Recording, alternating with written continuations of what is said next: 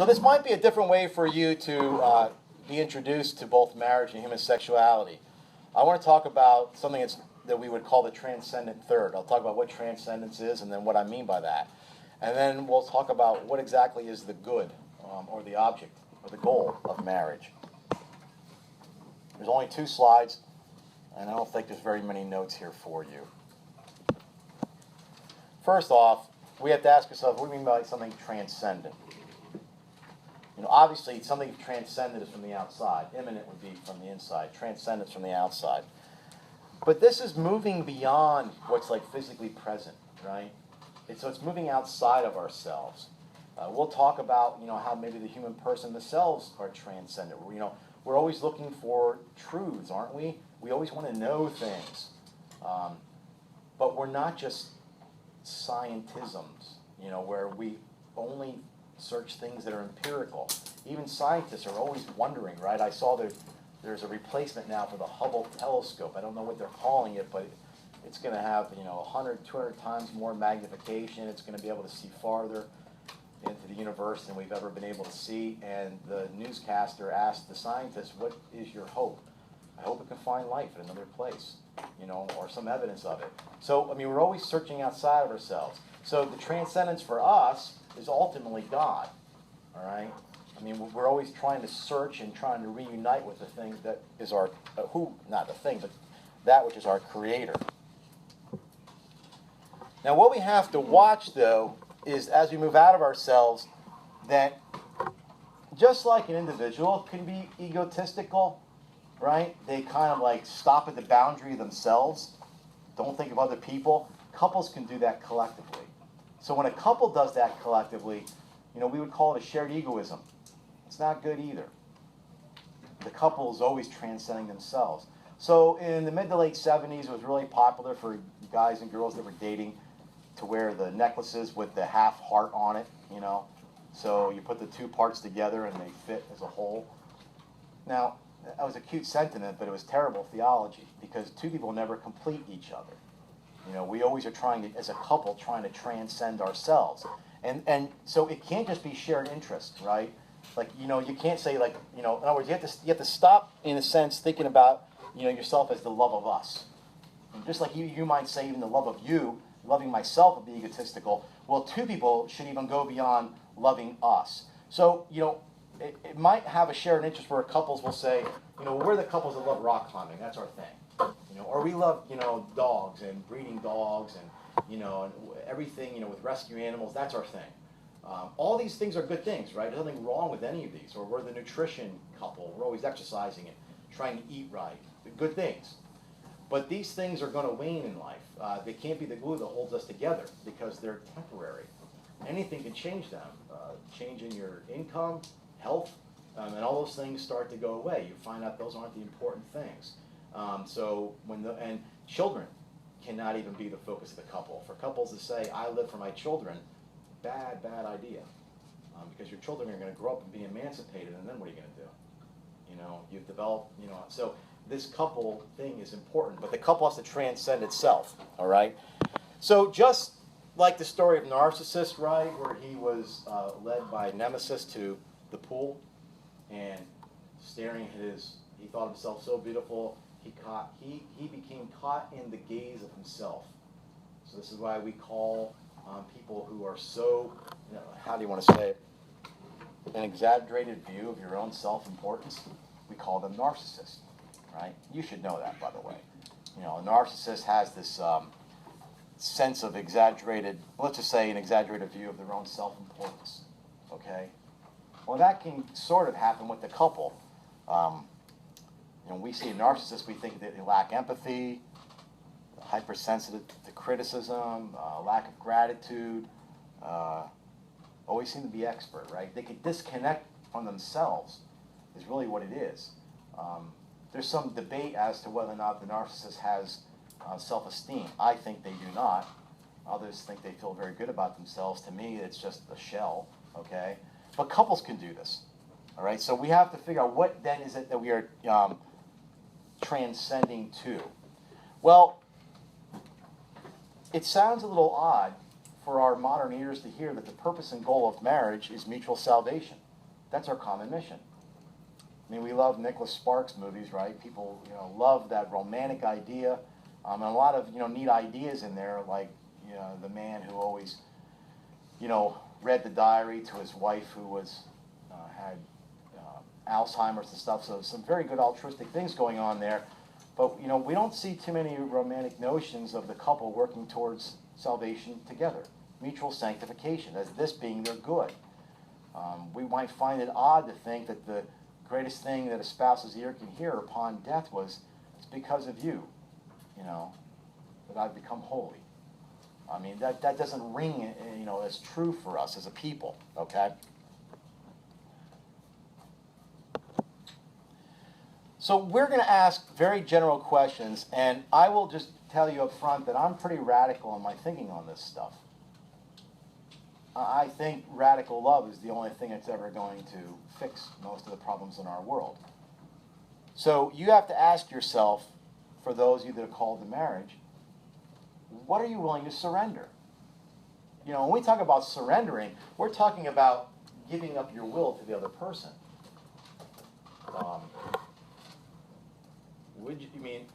Not that there's anything wrong with a promotion, all right, but would you turn down the promotion because you think it's going to take you away from your family and your children? Would you shake your boss's hand and tell him, thanks, I appreciate that you had such, saw such value in me, but I'm good. I'm good where I'm at. Your kids will think you're a hero, right? Yes. No. So anyway, we'll get into more of that later.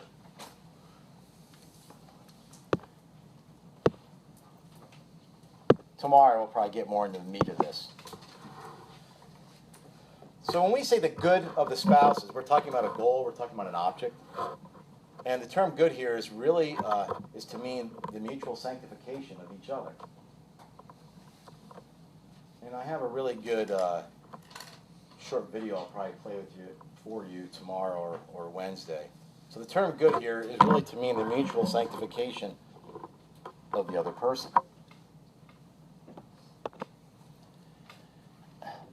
There's nothing for me to add here. I mean, what's up there is what's up there. But there's something deeper in this. I mean, I don't know how many of you are really comfortable with, reading apprehension. Like when you read something, what is it really trying to tell me? So growth and maturing of the spouses as persons through aids, comforts, and consolations. Okay, that's the good parts of marriage, okay? The positive. I don't like the term positive, but we might think of those are the greater parts of marriage. But the maturing of the spouses also comes through the demands and hardships of the conjugal life. It's all part of God's plan. See, I think part of it is attitude and orientation. How do we view what's in front of us? If you view these things as hardships, then you're going to see them as struggles that that are coming against you. They're just part of marriage. All these things are part of marriage. You guys will get older. Maybe some of you own a car now. I don't know. You're going to have to fix the brakes. There's nothing wrong with your car. That's maintenance. It's part of owning a car. Well, what happens if something major happens and, my God, I need 4 new tires, brakes, rotors, and there's something wrong with the emissions? My God, I have a $1,000 bill just to get it inspected. That is just part of owning a car. We've somehow developed this fantasy, and it really is a fantasy, that life should always be well for us. Because then we will look at all these negatives, so we look at them as negatives and not just simply part of life, right? I heard Father Richard Clement talk once about, having issues with your furnace are not trials. Your car breaking down, or struggling to pay the rent. This is part of life. I mean, this is what living is. What do we think life should be? That we have 0 problems? If we think that, we're going to have fragile, egos and self-esteem where it's not going to take much to make us curl up in the fetal position throughout life. This is part of life. These things are all part of marriage. I'm trying to build up here so that when I get to the vows, just how resilient 2 people can be. So marriage really, according to Pius XI here, it's a blending of life as a whole.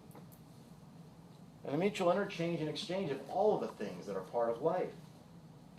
We're doing this together. You know, you just have to watch starting to think like it's us against the world, because that could develop back into a mutual egoism of the two. I mean, this is part of life. I expect to have issues. I'm not getting married and I have a fairy tale life. I'm going to get married and there's going to be a lot of difficulties. And that's just part of it. I can't just live on the mountaintops, right? I have to be able to deal with all of these things. The whole life. It's a whole mutual exchange, interchange thereof. So how I want you to do this is let's look at one of the vows, and then we'll talk about that for a minute. So when, you can write your own vows, right, when you get married in the Catholic Church, but there are some things that have to be contained, because this is there's a theological understanding of what marriage is, all right? I promise to be true. What that really means is that your words have to be authentic. I mean, we're not comfortable with vows.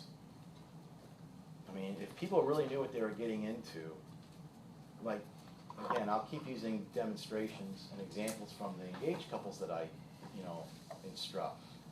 I tell them, I know you guys have all your plans. I know that you have your down payments on probably the lease, the hall, and the caterer.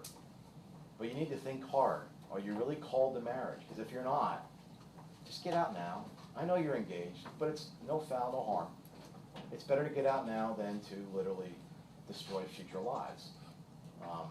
As hard as that might be to say, not doing it. I just something doesn't feel right here, right? So I promise to be true. Now, what's interesting about this? Oh, and by the way, we don't work for the minimum. So as I start talking about marriage, don't ever get the impression that the goal is to not get divorced. So when I'm talking with the engaged couples, I tell them, our goal for you is to not get divorced. Our goal for you is to have a marriage that's just extraordinarily unbelievable. And that's a lot more than just not getting divorced. And statistics aside, because I do know the statistics for all this stuff, if you're in this situation, at this level of education, if you live together before you get married, all these things. But let's just be generous and say that there's, roughly a 30% divorce rate. So if I'm looking at 30 engaged couples, it's a tragic sadness to think. And I tell them, in 7 to 10 years, 10 of you will no longer be married. Now, does anybody think that's them? I've never met anybody who's thought that's them. So what happens? Well, it's the choices they make. I mean, if you're going to be radical about your choices, it will not be you. There is no systematic way to assure that. I mean, there's nothing, life happens, and you can't stop somebody from having an affair, so what are you going to do? I mean, that may destroy a marriage and no fault of yours. But the reality is that we do have control over most of it. And the way the Catholic Church has it designed, because I know that it sounds rather, cynical. It sounds odd to a person who is cynical, but I do believe the Catholic Church is an externally human person in marriage. And if you follow how they instruct it, statistics show the divorce rate's around 4%. Now, that's a heck of a lot better statistic. So why is it more than that? Because it's the choices people make, right? So, and by the way, and whatever your situation is at home, it has no bearing on you. I mean, it has no, as far as your responsibility, you are responsible for it 0%. Now, going forward, in your own lives, you are responsible for it 100%. So that's what I tell the couples, because they, of course, many of them are products of broken households. And I always tell them, if that's you, you know that even though it's not the child's fault, they're the ones that get hurt the most. They get screwed every time, the most. So, we have to find a way to break that. So my goal in all this, and why we do the journal, is that the reason why I had you read Solzhenitsyn. Do not put your hope and trust into social programs and political reforms. We've had, over the last 30 years, how many different parties sitting in the White House? It exchanges, every 4 to 8 years. Have we alleviated poverty? Are we all moral people? Are we treating immigrants any different now than we were 30 years ago? I mean, you could start asking these questions, and you're not going to find them to be that drastic difference. So what is the way to go forward? Personal transformation. Change yourselves. So I tell the engaged couples, if there's 30 couples here, could you imagine if 30 years from now, every single one of you are married? Don't tell me that wouldn't revolutionize neighborhoods. No political reform, no laws that Congress could pass or anything that the president can do can change that. Could you imagine in this classroom if we have, what, 30 students? Could you imagine if you guys called to marriage, you fall in love, get married, have kids, and then celebrate your 30th anniversary? Could you imagine that? Don't tell me that wouldn't transform things. Politics and social reforms can't do that, right? So only change the person that you have control over. That's what this is about, okay? That's what this is about. So anyway, about this being true also, I often thought to myself, you know, if somebody were to have an affair on me, how would I feel? Pissed. Like, really? You know, I've been married 18, really? You thought that was a good idea? And, you know, I remember being like in high school and dating somebody and they have, you know, they go out on you, right? And then you kind of feel like an idiot because you're wondering who else knew, right? All these things, like I think if somebody had an affair on me, I would think. But when I read the research on it, when they did go and ask people who are on the bad side of an adulterous affair, it was almost uncanny how they were all in chorus with the same answer. I thought they chose me. In other words, you made a vow. Is it authentic? Or is it just something you were saying because you couldn't get the ring on the finger and kiss him and be called, you know, Mr. and Mrs. until you did it, right? Good times and bad.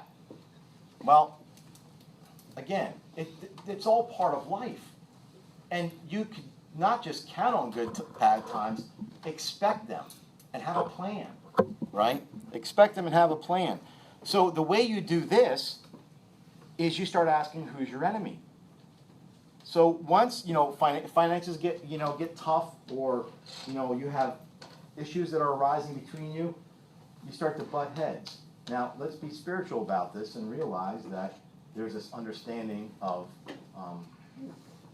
demons. I don't feel unintellectual talking about demons. I'm a Christian. I'm a Catholic.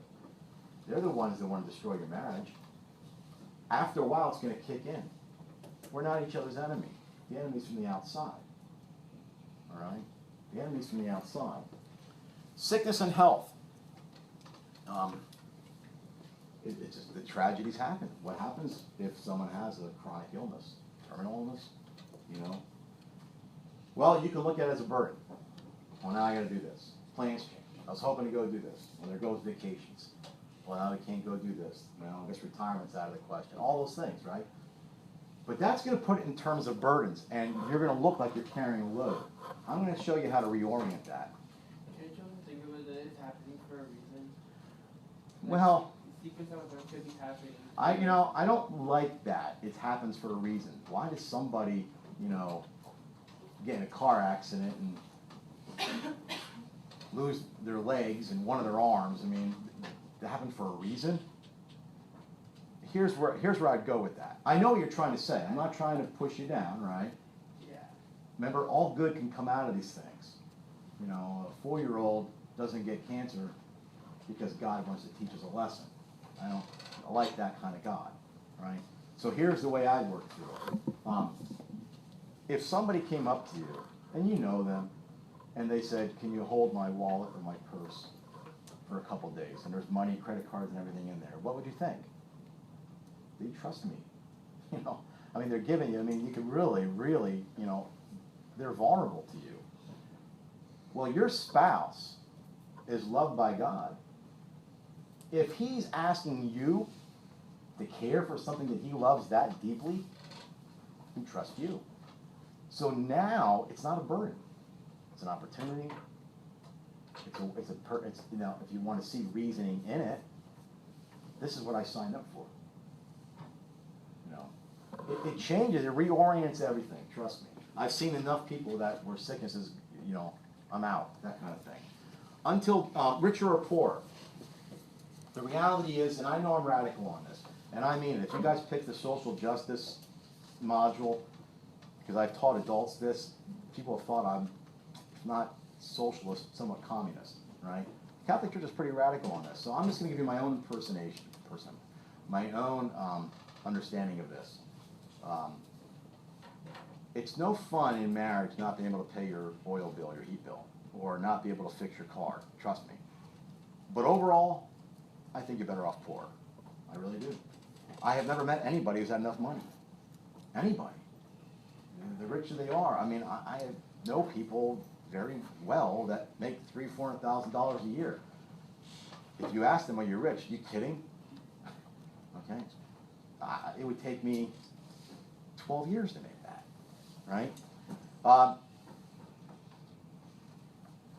This is where I'm saying, you know, if you make each other the first choice before everything else, it's amazing how, well, by the way, let me just say it this way, money's the number one cause of divorce. I find that absurdly sick.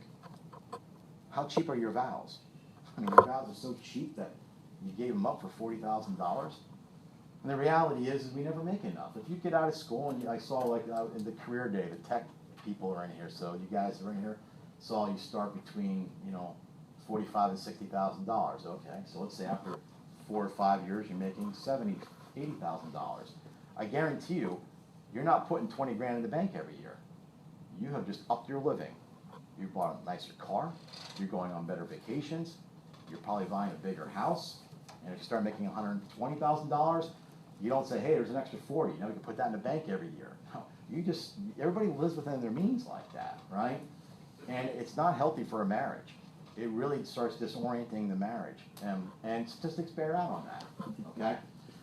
Until death do we part. Okay, so the reality is that marriage has a purpose, right? The goal is mutual sanctification. When one person is in the presence of their Creator, then it has lost its goal. When you use a GPS to find a particular location and it tells you you've arrived at your location, it's on your left, you shut your GPS off. It did what it was supposed to do. Marriage has brought one person, at least, to the Creator. Not necessary anymore.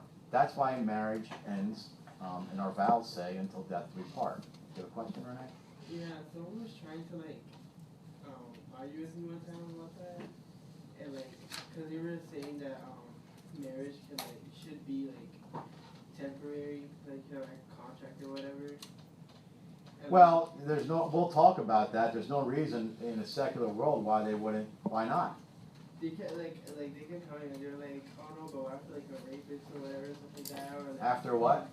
they're what if you found a rapist or whatever that you didn't know before, and I was just like. Well, we'll talk about that. We'll look at what, are the indicators of marriage we could change. Now, last thing, let me say this. When we're talking about this transcendence of us, right, we all have this as a goal. We always are seeking something outside of ourselves. Have you ever heard the phrase, God is dead? You never heard that phrase? Was it in the movie? Well, it was in a movie, but it actually came from Nietzsche, right? When he said God was dead, he wasn't trying to say, there is no God, even because he didn't believe that. What he was saying is God has become irrelevant for us. So we live in a society where we no longer seek God. We've lost that transcendence. What's the problem with that? Is that transcendence is so built into you and I as human people, we never stop seeking that. So what happens is we seek it elsewhere. So this is why you see free-floating spirituality, right? So if I have a friend who says, I spend time alone, centering. What are you centering? Well, I'm just trying to understand my place in nature. So I meditate. Okay, I understand how that might calm yourself down. It might be something nice to contemplate. But it's not compelling. It doesn't make you do anything. So we are in this age that we call therapeutic deism. So I'm not trying to mock, but when you see churches springing up, almost like a Walmart church, there's like big, steel buildings, and inside it might be, a remote screen where the pastor is even being piped in, or he'll be, the pastor be walking around in jeans and a t-shirt, and there's praise and worship bands, and you come out of there exhilarated, right? It's almost like going and listening to an inspirational speech, but there's nowhere that's directed. it's almost free floating. You know, so we've gotten to the point where we look for that. So we're always seeking this transcendence, but we're seeking it in ways, it's like when you're hungry, you know what it's like. You might just grab candy, you might just grab carbohydrates. It doesn't last. It gets you over a little bit of an edge, but until you have something that's truly designed to fulfill you, we struggle with this. All right, any questions?